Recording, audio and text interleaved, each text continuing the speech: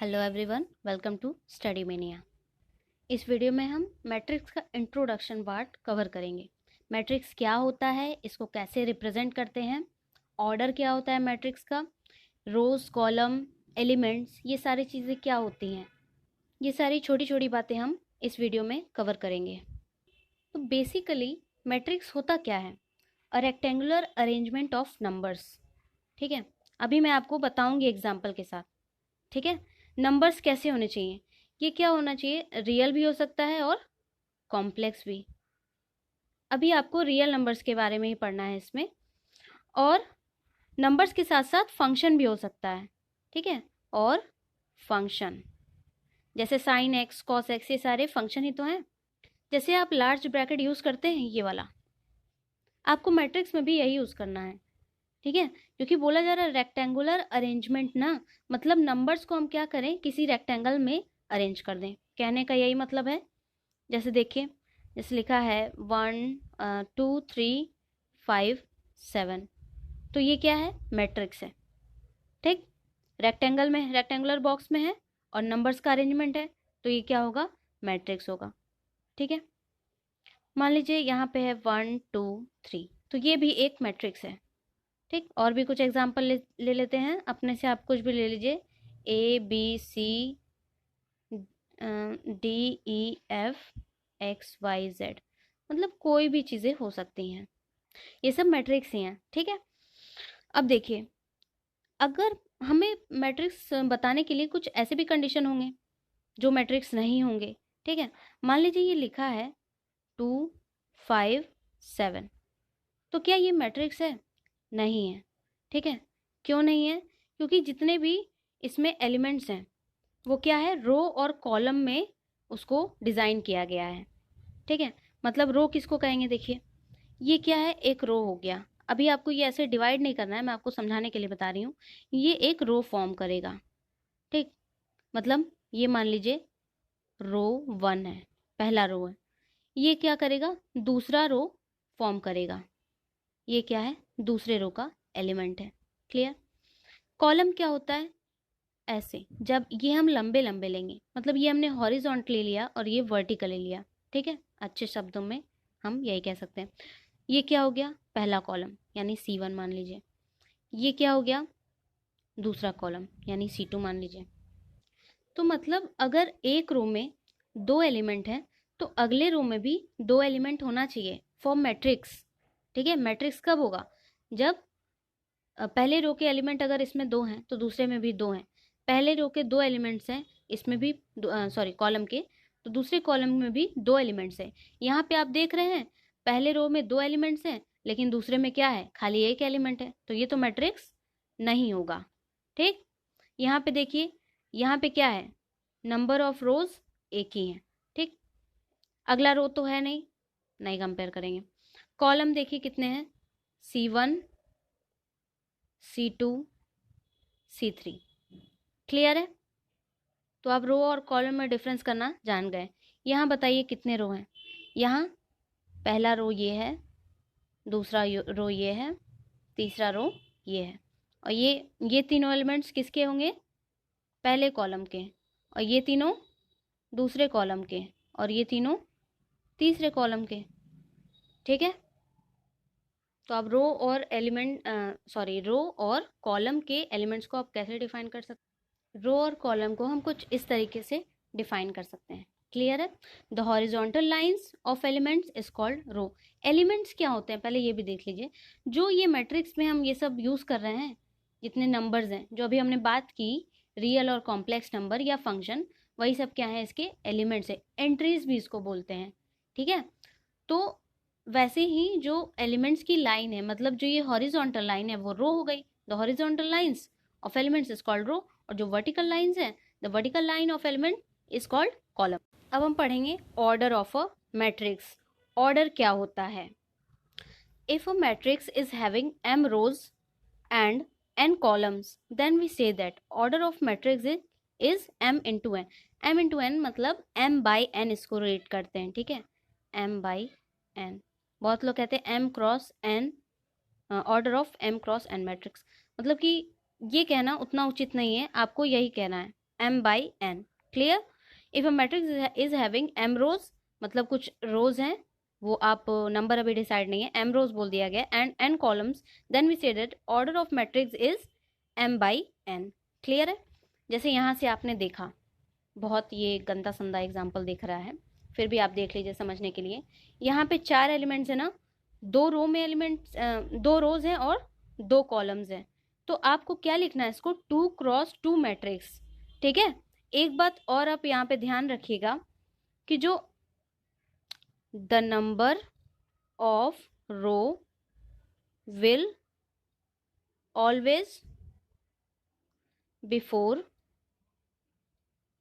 The columns. ठीक है? मतलब यहाँ पे देखिए, मैंने n क्रॉस m तो लिखा नहीं है, m क्रॉस n लिखा है ना। रो की संख्या क्या है, m है, n कॉलम क्या है, n है, तो m क्रॉस n होगा। ठीक है? पहले रो आएगा, बाद में कॉलम आएगा, याद रखिएगा। एग्जाम्पल लेते हैं। एग्जाम्पल है 1 2 3 4 5 6। इसे आप कैसे लिखेंगे? रो कितने हैं, रो के एलिमेंट यहाँ पे क्या है, 1 2 3 4 5 6। यहाँ पे आप देख रहे हैं, यहाँ पे एक रो है, 2 रो है। कॉलम कितने हैं, C1 C2 C3। तो आप क्या कह सकते हैं, 2 रो 3 कॉलम, यानी इसको हम लिख सकते हैं 2 क्रॉस 3 या 2 बाई 3, क्रॉस नहीं, 2 बाई 3 मैट्रिक्स। क्लियर? पहले रो बाद में कॉलम, याद रखिए। 2 5 7 6, इसको क्या बोलेंगे, 2 बाई 2 मैट्रिक्स। ठीक है? ये इसकी ऑर्डर हो गई, ये डिनोट करने का तरीका है, पहले रो बाद में कॉलम। अगर मान लीजिए ऐसे है 3 4 5, यहाँ आपने क्या देखा, R1 R2 R3, यानी 3 रोज हैं, कॉलम कितना है, 1 है। आप इसको क्या लिखेंगे, पहले रो फिर कॉलम, यानी इसको अगर हम ऐसे लिखें 3 4 5, तो इसको क्या लिखेंगे, 3 बाई 1 मैट्रिक्स। एक और एग्जांपल ले लीजिए, 1 2 3। ठीक है? रो कितना है, 1 है, कॉलम 3 है, हम इसको क्या लिखेंगे, 1 बाई 3 मैट्रिक्स। क्लियर? समझ में आ गया ऑर्डर क्या होता है? If a matrix is having m rows and n columns, then we say that order of matrix is m by n। ठीक? अभी मैंने आपको बताया कि जितने ये सारे नंबर्स इसमें हैं, इसको क्या कहते हैं, एलिमेंट्स कहते हैं। ठीक है? और ऑर्डर आपको पता है m बाई n का है। तो अगर मैं आपसे पूछूं कि नंबर ऑफ एलिमेंट्स क्या है, मान लीजिए कोई मैट्रिक्स गिवन है A। ठीक है? मैट्रिक्स को जनरली हम लोग कैपिटल लेटर से डिनोट करते हैं। ठीक है? मतलब मान लीजिए कोई मैट्रिक्स हो गई, B हो गई, ये C हो गया, ये D हो गया। ठीक? कैपिटल लेटर से यूज़ करते हैं। एलिमेंट्स अंदर स्मॉल में भी स्मॉल हो सकते हैं, नंबर्स भी हो सकते हैं, रियल कॉम्प्लेक्स एनीथिंग। तो मैं क्या कह रही थी कि नंबर ऑफ एलिमेंट्स कितने होंगे, नंबर ऑफ एलिमेंट्स, मतलब ये मैट्रिक्स दिया है, इसमें कितने एलिमेंट्स हैं, ऐसे अगर हम पूछें। अभी तो ये मान लीजिए आप गिन के बता दिए, गिन के तो वैसे भी बता देंगे, लेकिन आपको जनरली क्या करना है, नंबर ऑफ एलिमेंट्स क्या होते हैं, mn होते हैं। ठीक है? अगर रोज m है, कॉलम n है, तो उन दोनों का मल्टीप्लाई कर देंगे तो हमें नंबर ऑफ एलिमेंट्स मिल जाएंगे। अगर मैट्रिक्स ए की बात करूं मैं, ठीक, तो इसमें कितने एलिमेंट्स हैं, ऐसे तो आप देख रहे हैं 1 2 3 4 5 6, 6 एलिमेंट है। आप इन्हीं दोनों को मल्टीप्लाई कर दीजिए, यानी mn कर दीजिए, 2 इंटू 3 यानी 6 एलिमेंट्स। छोटी छोटी बातें हैं, आपको ध्यान में रखना ज़रूरी है।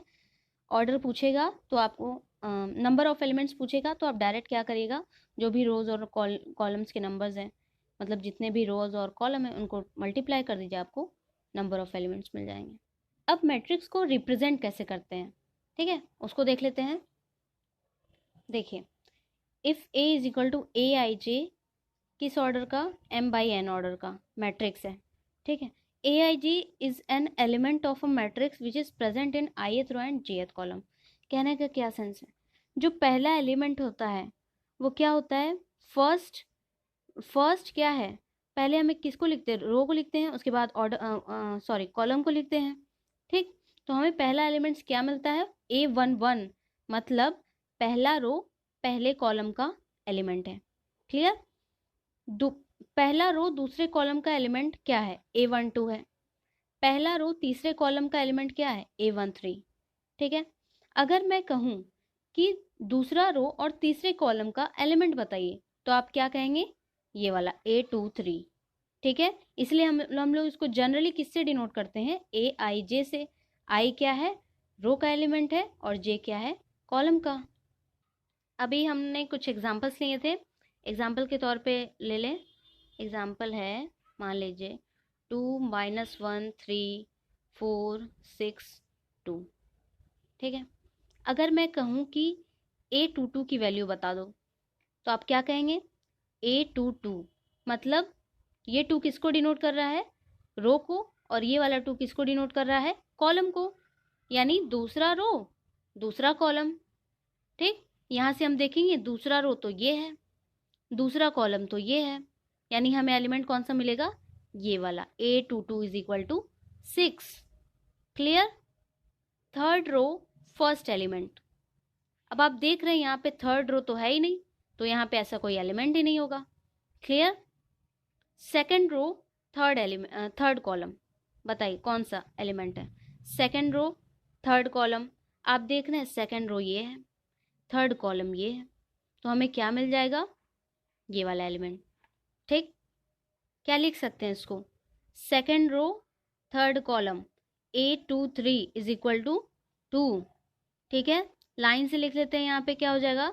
A11 is equal to 2, A12 is equal to -1, A13 is equal to 3।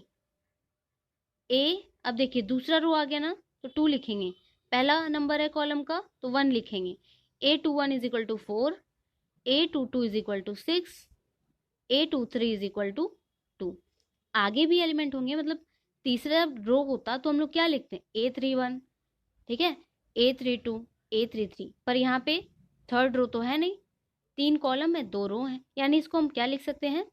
2 रो तो पहले 2 लिखेंगे, क्रॉस 3 कॉलम है बाद में 3 लिखेंगे, यानी इसको हम क्या बोल सकते हैं? 2/3 का मैट्रिक्स।